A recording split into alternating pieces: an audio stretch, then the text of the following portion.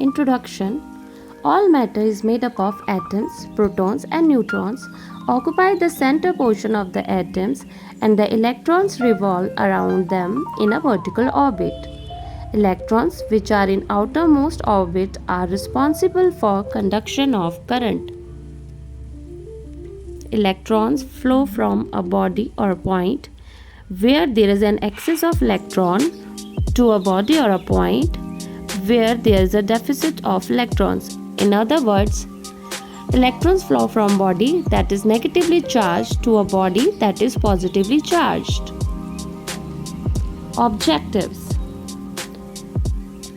At the end of this lesson, you will be able to explain the structure of the atoms, define conductors and insulators, understand the electrical conductivity of some liquids in general, identify the chemical effects of electric current, list the uses of chemical effects such as electroplating.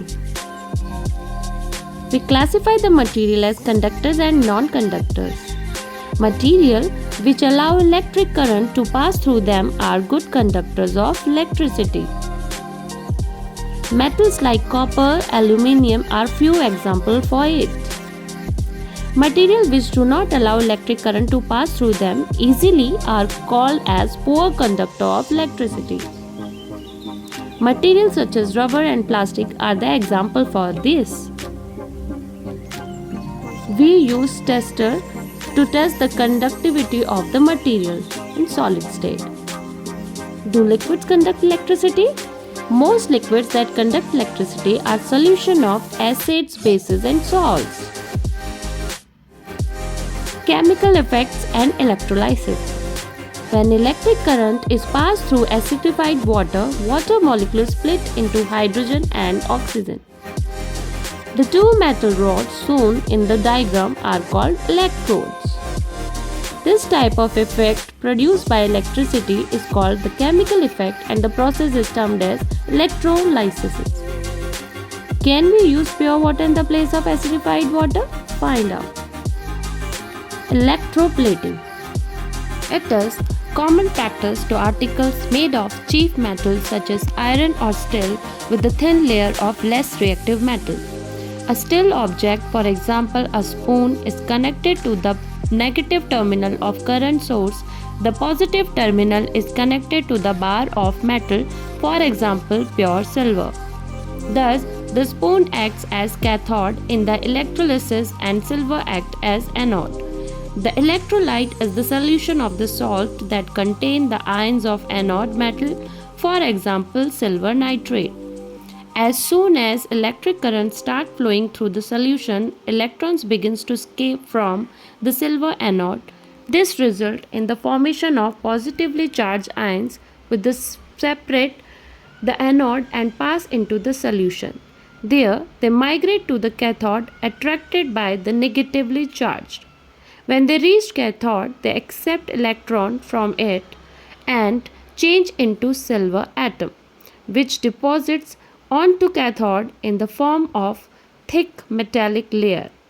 The thickness of the layer depends the condition under which the electrolysis is conducted.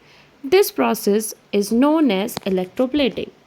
Use of chemical effects for silver and gold plating. This type of plating is done to deposit a thin layer of gold or silver on surface of other metal, most often copper. It gives a gold or silver finish to the artificial jewelry and ornaments. Did you know?